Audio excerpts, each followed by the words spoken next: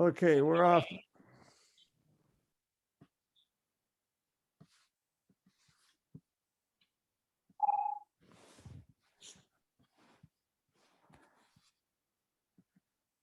Okay, so as I said, I want to review a little bit on the Ukraine, since it's so much in the news, and just to briefly review where we started. I think we spent about 3 hours on the Kievan dynasty and the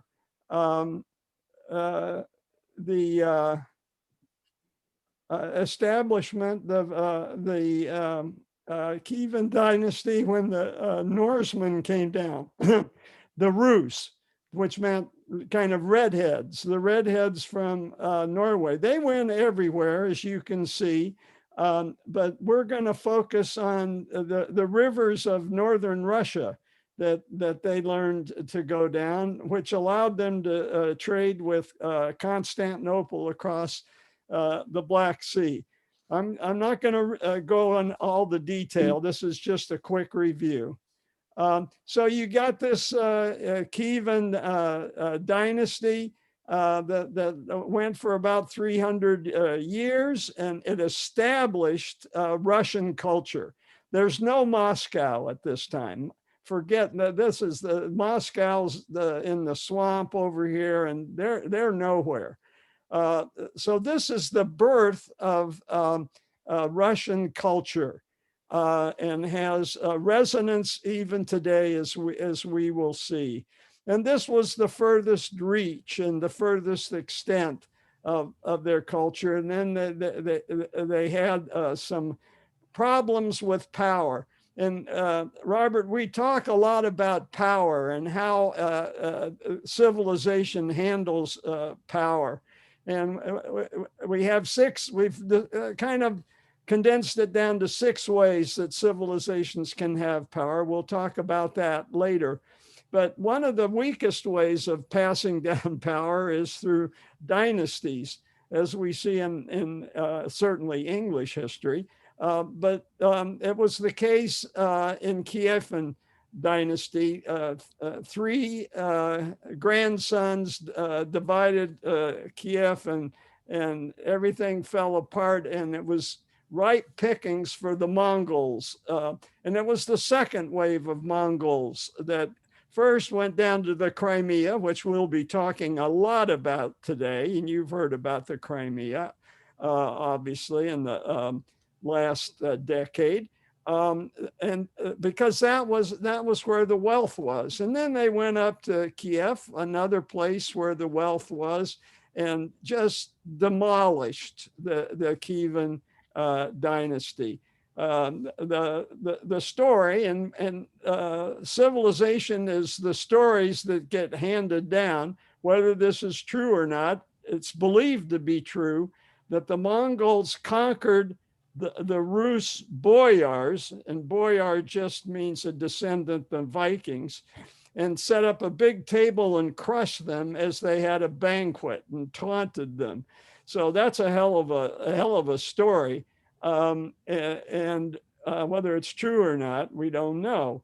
But so Kiev is nowhere. The Mongols retreat to the Golden Horde. They certainly hold on to the Crimea, but Kiev itself is sort of abandoned and is easy pickings for the Lithuanians from up on the Baltic.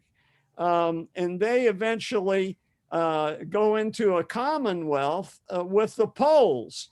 And so you get this Polish-Lithuanian Commonwealth, which was the largest country in Europe for a couple of centuries. And this is what it was composed of. Poland, which was the senior partner and the real power, but the Lithuanians, who had conquered most of the Ukraine. Okay, so now we're using the word Ukraine.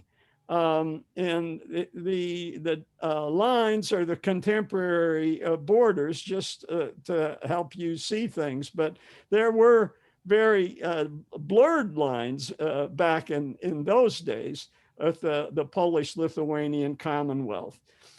They got almost to the Black Sea, but not quite, not quite. And that's because the Mongols and the Turks, and we categorize them the last time, abbreviated the Altaic people.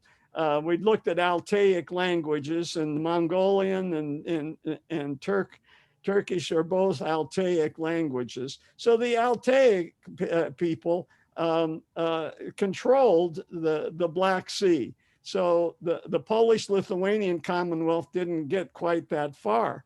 Now, this has been a big change because in the Kievan Dynasty, they were dealing with Orthodox Christianity because of their relationship with Constantinople.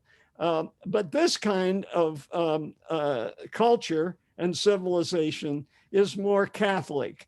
We learned quite early that Poland opted to go with Rome. For whatever reason, they were Slavs, but they separated from their Eastern Slavic brothers, so to speak, to go in for Roman Christianity. Maybe it gave them some sort of advantage politically at the time.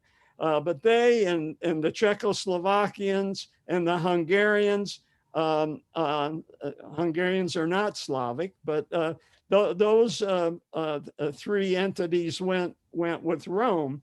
And so for this period of time, with the Lithuanian conquest, this was in the Western cultural hegemony and religion. But the Orthodox religion had not died out, as you will see. And then finally, in the 1600s, there's an uprising against the Lithuanians, the Polish-Lithuanian Commonwealth. And a Ukrainian Cossack emerges. And we learned also what a Cossack was when we talked about the settling of Siberia. Just a brief review, the Cossack essentially was an analog to our cowboy that settled the West, our West. Well, their Cossacks settled their East. Go east, young man, go east. And so they became an entity and they had their own little civilization of itself. And they decided that the future went with the Russian version of Christianity, and they rebelled against the Lithuanians. Now, just summarizing the next 150 years, you see the growth of Moscow, which we talked about last time, throughout Siberia, first of all. So this is the core, the brown, and then you add all the gray, and they did that in a matter of a couple of generations, 60 years. They had reached the Pacific Ocean, the Cossacks. But then comes the next phase, the pink phase. And this is the phase that we're talking about, where the Ukraine rejoins the Russian civilization.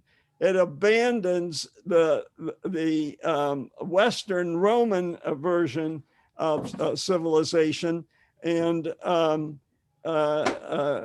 rejoins the Orthodox Christianity idea. This map kind of is a little sideways, so you just kind of have to tilt your head. Here's the Black Sea. Here's Odessa, which maybe Irene will talk about a little bit later, and Sevastopol, which maybe Irene's done some research on that. We'll get to that. But the they added all this pink area, and we said that this was great because this was a bread basket. The Ukraine is one of the great bread baskets of Russia. The Volga is another bread basket of Russia. So Moscow certainly welcomed this with open arms. Now, this time period goes from the Cossacks that we were just talking about all the way through the Romanovs, which included Peter the Great and Catherine the Great. So it's this 150-year time period that Russia adds all this pink, and none of these pink additions are anywhere near as important as the Ukraine, because Mother Kiev is right here, and Mother Kiev gets reestablished and becomes a thing in the mind of Moscow. Where did our culture come from? Where are our roots? They're in Kiev, and that certainly plays a role in the contemporary politics that we're seeing in Putin's interest in the Ukraine. So let's go on. What happened to the Ukraine is Catherine the Great and Frederick the Great and Joseph of Austro-Hungary. They say, let's divide Poland. Well, Poland is partially the Ukraine. So to tell the story of the Ukraine, we've got to look at how they divided it. And they divided it in stages. Russia took 3 bites to the east.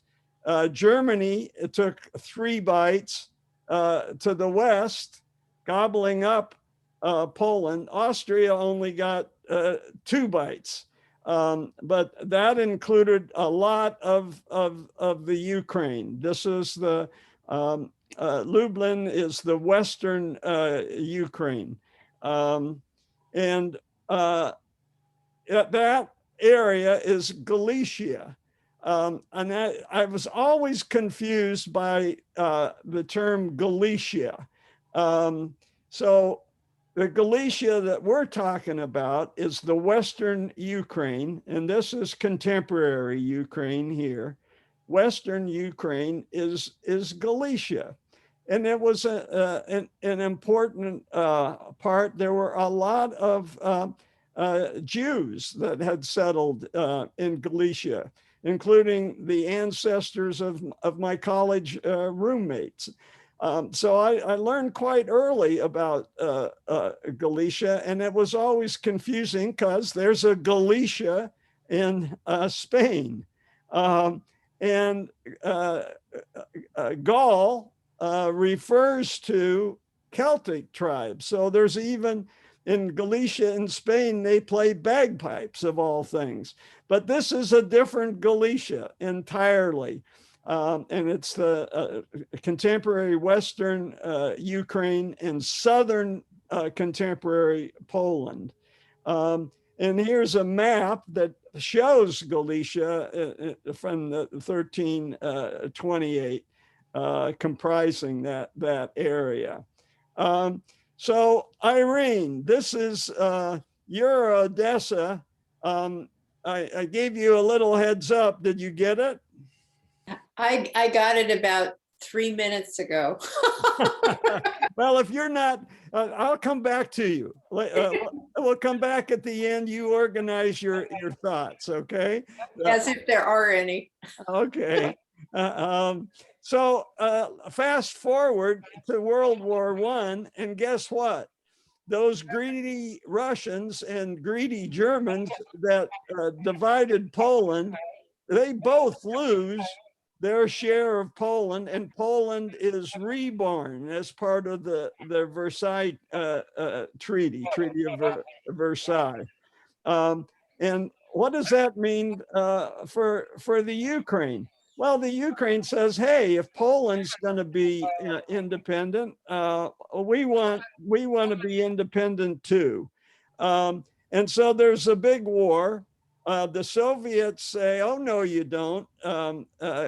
Catherine the Great got the Ukraine's fair and square. We want the Ukraine. So there's a war between the Poles and the Soviets over the Ukraines, and the Ukrainians sided with Poland against the Bolsheviks.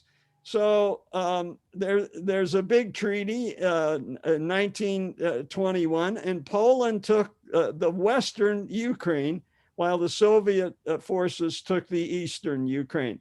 So the East and West of Ukraine, you can see already there's a huge cultural difference, a civilization difference.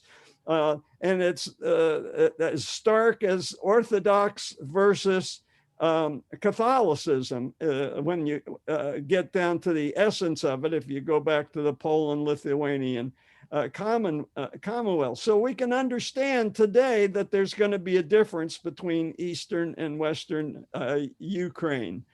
So this is Poland as it evolved between 1923 and 1939. It had the western part of the Ukraine.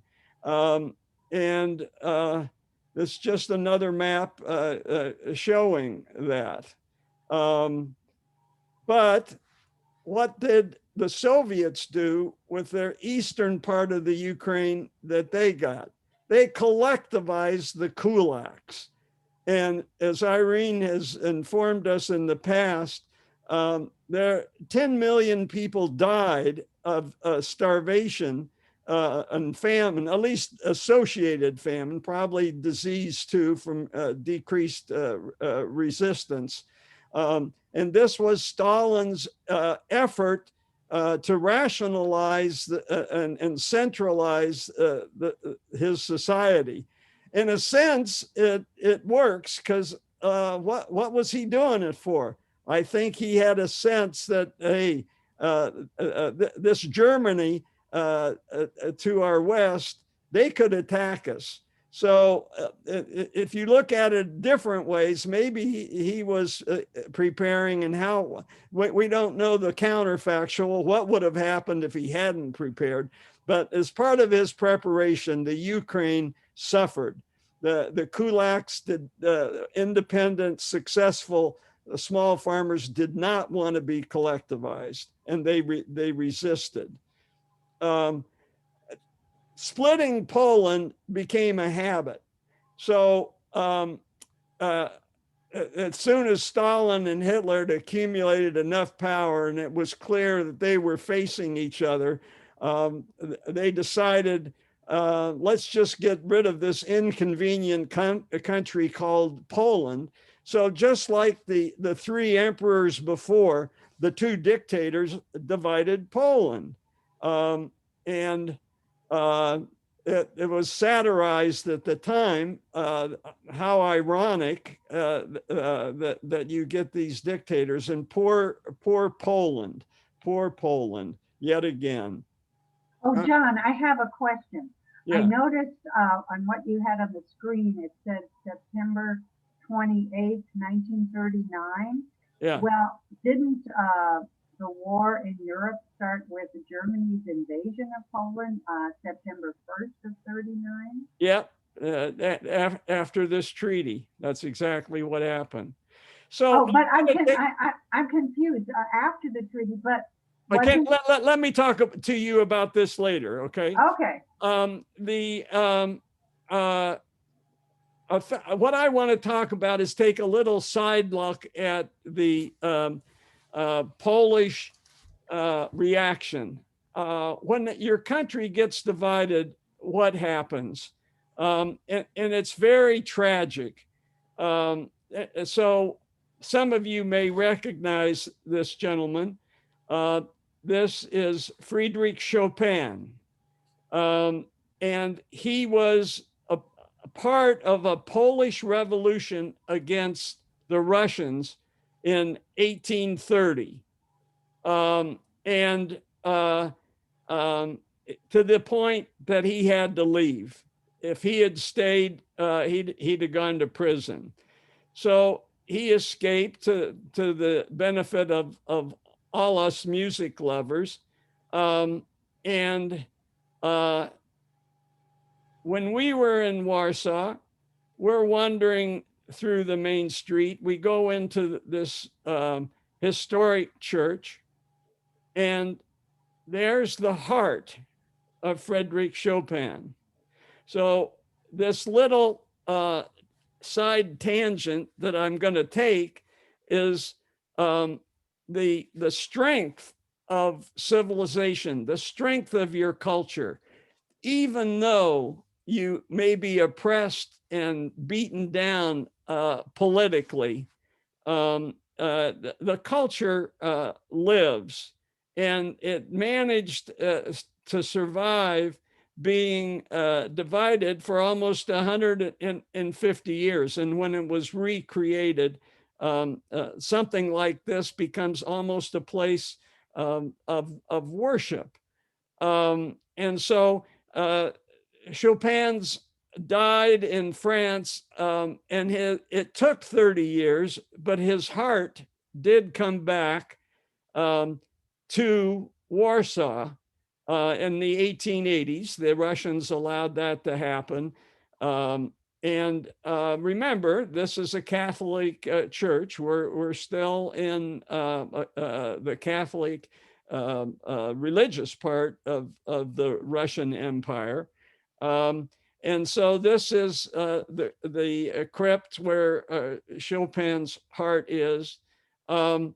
And this is the opening to the church.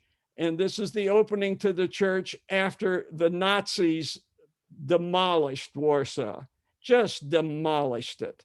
A very sad story. Hardly a building was left standing. Hitler was enraged that he was losing the war, and as they retreated, they just devastated Poland.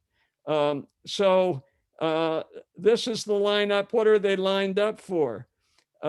Chopin's heart had been taken out of its crypt and kept in a monastery, hidden during the war. They were afraid what would happen, rightly so. And this is Chopin's heart coming back to Warsaw in 1945 from the monastery. And this was a photo op. The Stalin and the communists wanted to ingratiate themselves with the Poles. Hitler treated you bad, but welcome to Soviet hegemony. And here is Chopin's heart.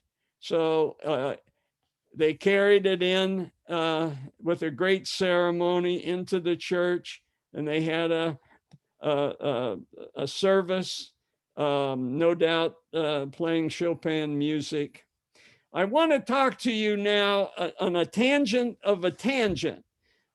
So this tangent is on the same theme of Polish nationality and what happened after the 1830 Polish uprising. And so this is another rebel who had to leave at the time, like Chopin. So for you people in the Bay Area, this is going to be a little quiz to see if you can guess who this is as I reveal certain things. And this is in the theme of the other thing that we like to do here, which is talk about local historic markers that you can run about in your day-to-day life. And if you just take a couple of minutes and incorporate it, it makes the place you're living in come a little bit more alive. And I encourage people to do it and present what they have experienced in these sessions. We've already had a handful of presentations, and I welcome. And so this is another one of those presentations on local landmarks that relate back to the flow of history. And I know I'm reaching for it on a tangent of a tangent, but here we go.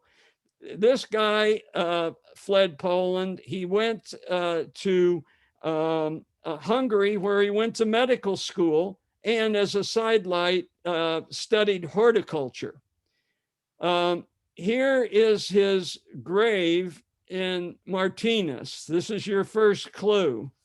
His name is Strenzel. For those of you that know, just keep that in to yourself for just a few more minutes, and let the other people join in the mystery and the suspense. So private cemetery in Martinez. Why would this guy get such a big landmark? And this is the family cemetery. And this is on private land in a little orchard off of Martinez.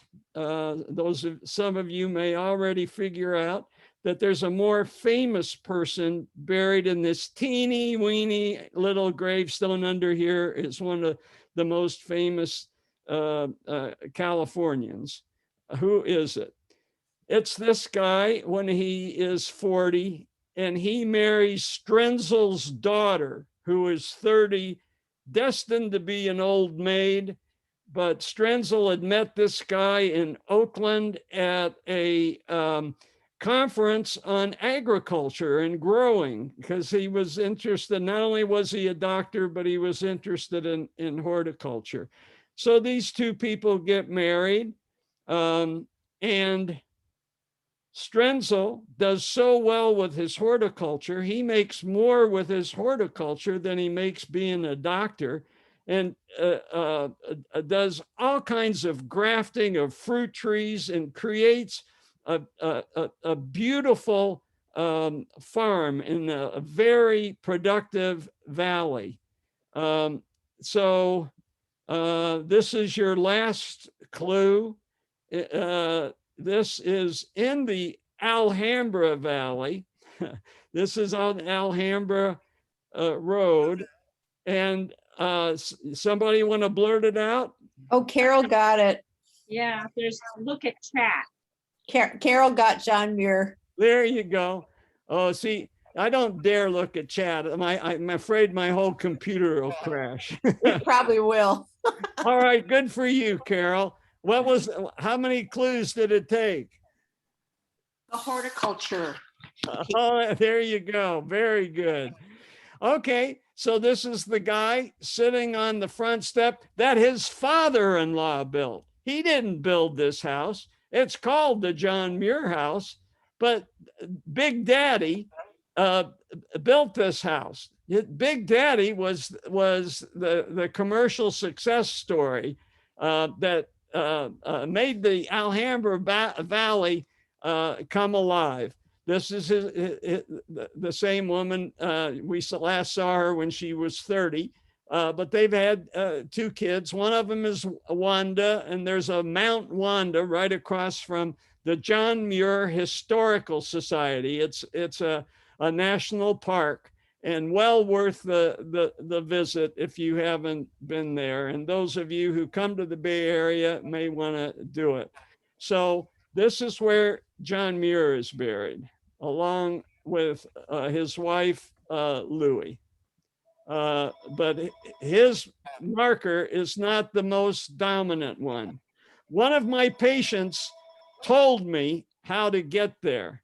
And so this is where it is. This private graveyard is right here, off of Strenzel Lane, but you can't get there. This is closed. This is a private road, but you can get there coming on Sheridan Lane.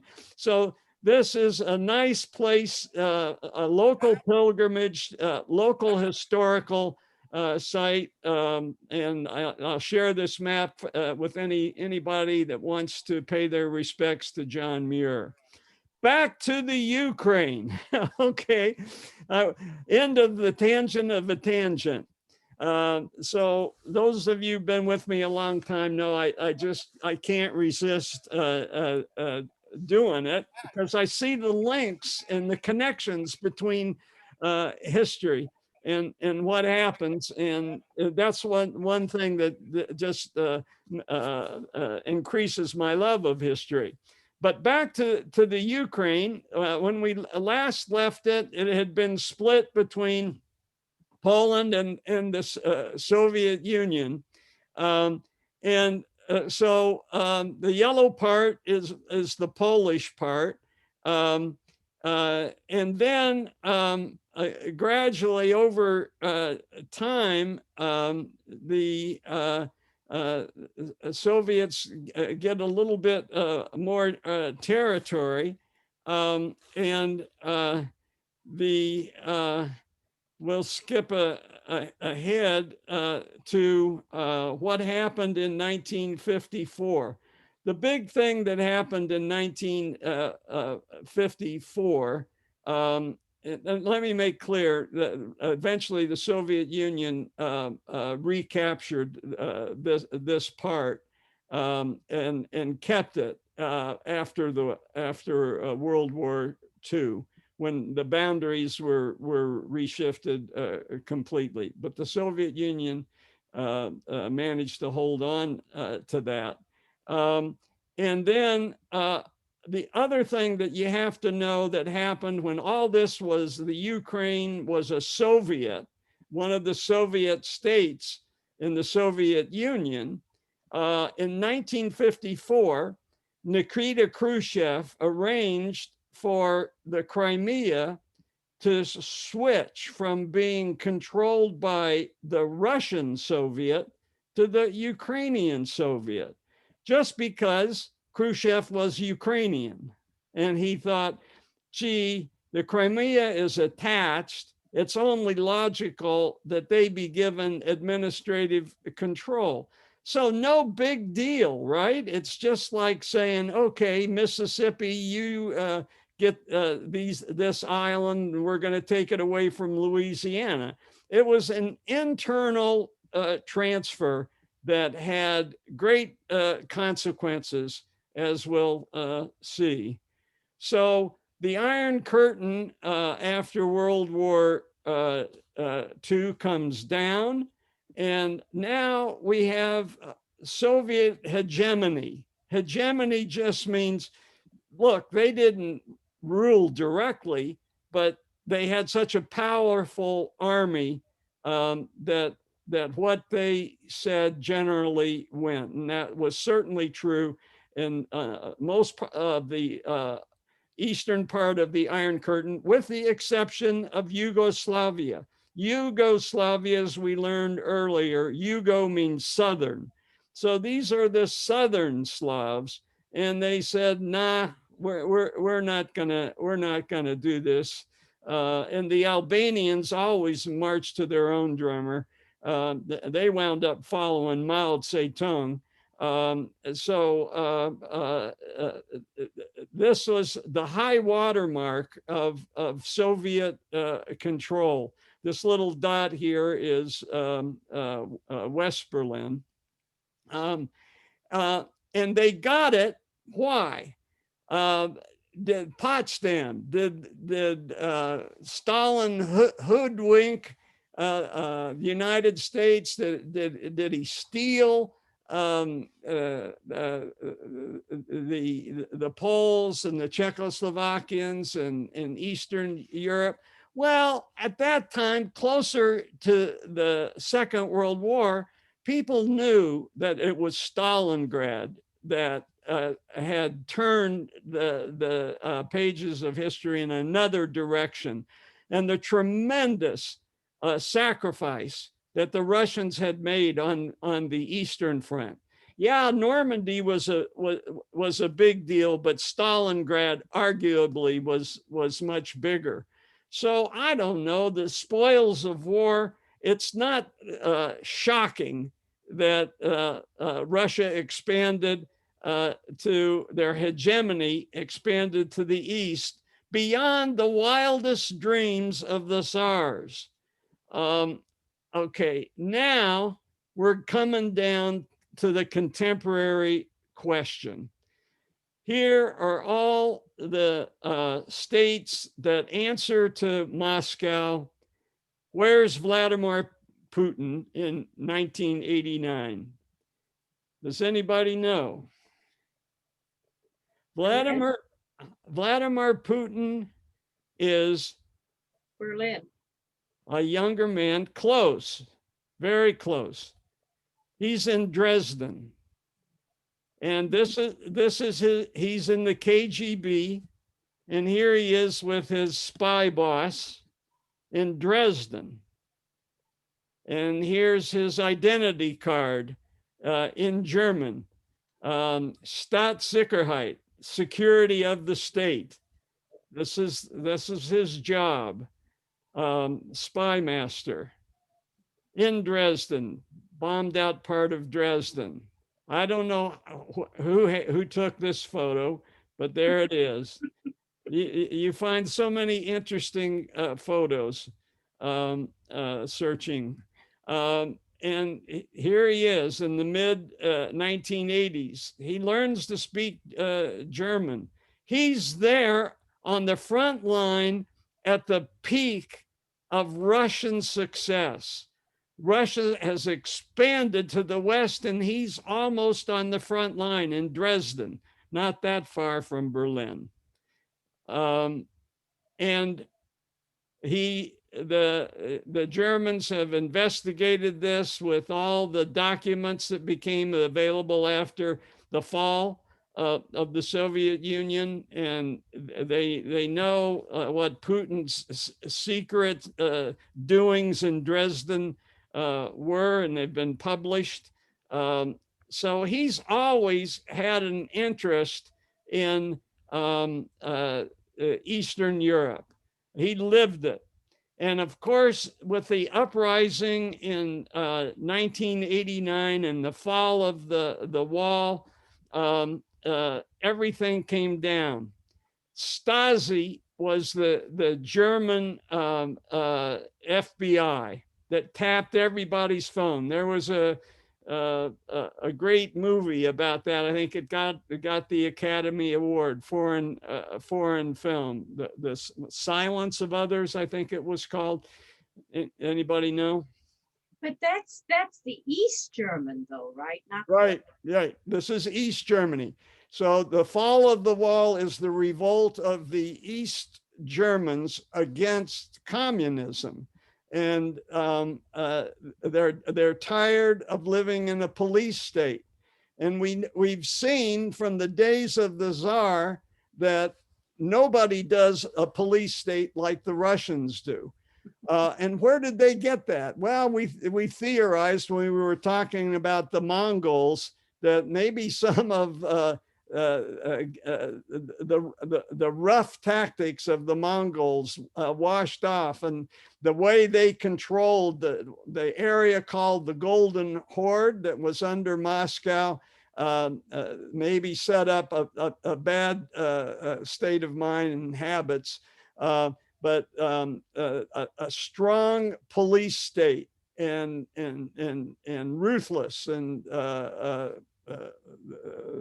dealing, and the Germans in the East finally, after almost 30 years, got tired of it. And so when it fell, there was Putin had to destroy all the documents that connected the Russians to the Stasi. And I couldn't find any pictures of this, but there are stories about how he stood outside with a pistol while his underlings burned all the documents. So Putin has had a very traumatic experience. He's been on the front lines of Russian hegemony in the West, in Europe, and he's had that grabbed from him. And he returns to St. Petersburg. He becomes a deputy mayor. Here he is with Gorbachev. And all of a sudden, the one by one, all these areas that the Soviets had dominated begin to fall.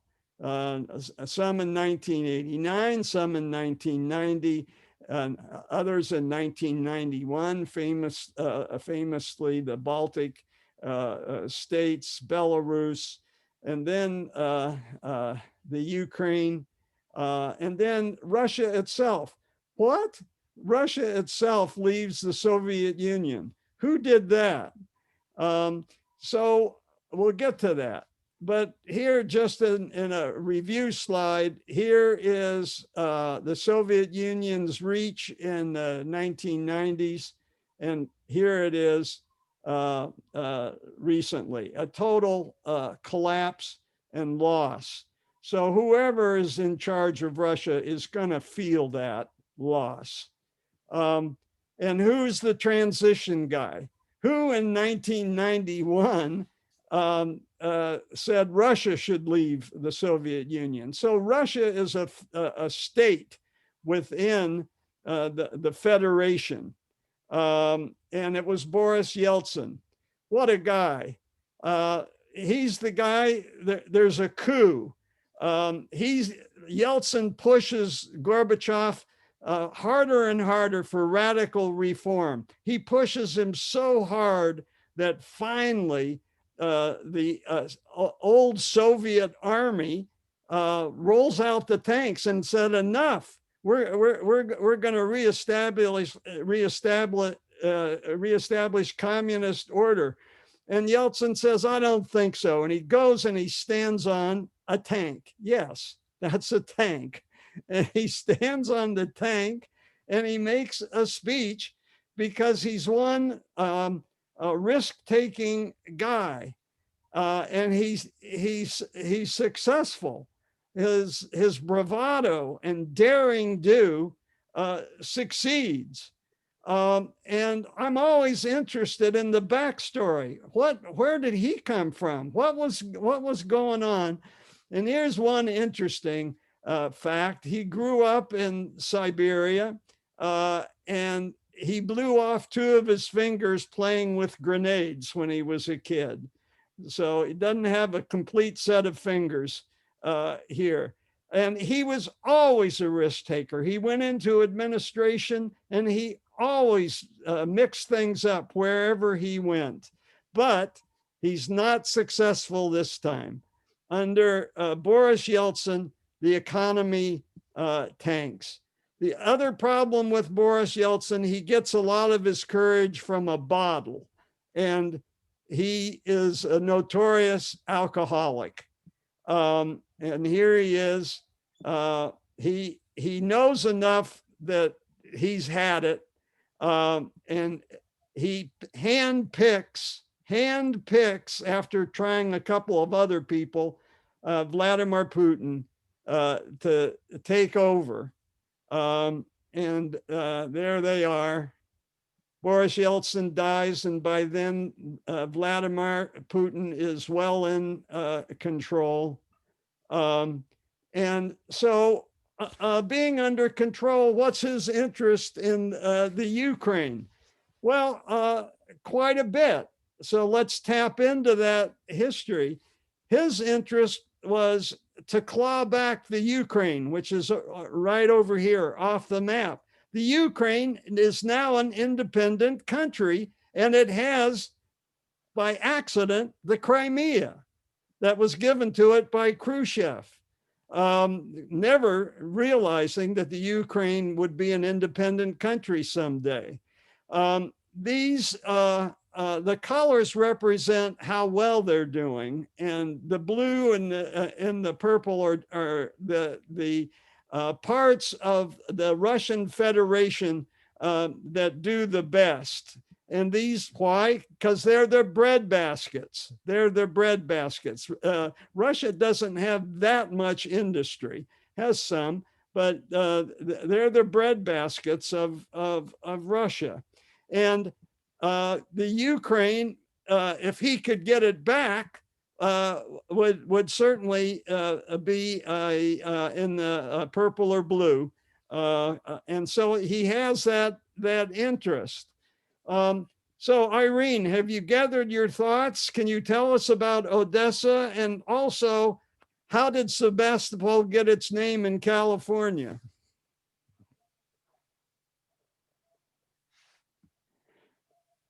All right, we'll come back. I was mute. So I'm not going to say very much about Odessa. I'm still trying to find out where the hell my grandfather came from into Odessa, but my family were Jews not allowed to own land, but my grandmother owned the local flour mill. And the one thing that I have that made it with my family escaping out of Russia is a gold bracelet that was traded flour during the Turkish-Russian wars. And that piece of jewelry, being the only thing I have, relates to Sebastopol. Okay, so it has to do with the fact that the Turkish-Russian wars were going on in the 1850s, and in California, the area now known as Sebastopol, according to the history online of Sebastopol, the town, a long ongoing fist fight between two factions in the town. And the town decided enough is enough with these fist fights. And we are going to name ourselves Sebastopol because they had a sense of allegiance from whatever perspective with the Russians in that Russian-Turkish war. Okay. Oh, Interesting. and Irene, I'm interested to know, do you know the year that your family left? I'm not going to talk about that right now, Linda. We could have a conversation offline, but let's let John get going here. Okay. Okay, Yeah. off we go. So Putin's got a real interest in the Ukraine. So he gets a buddy. You maybe heard that, remember this guy, Yanukovych. He's the power player between 22 and 2014. And here they are reconnecting with Russian Orthodox religion. Putin, although a KGB agent, somehow has seen religion. And he has built himself a grand new church in Moscow. Aiko and I went to it. It's just wild how ornate it is. And a lot of Russian oligarchs have built churches. I think that's Putin's deal. Oligarchs, you can have this big industry, but you got to build a church. And it's all part of his new nationalism. So he had two big setbacks. And to understand his attitude today, you have to realize he's a loser. He has lost big time twice in the Ukraine. Okay, he got the Crimea back, but we'll look at the map and see what that means.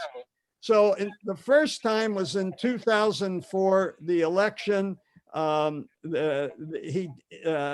buddy Yankovic rigged the election. The people rebelled.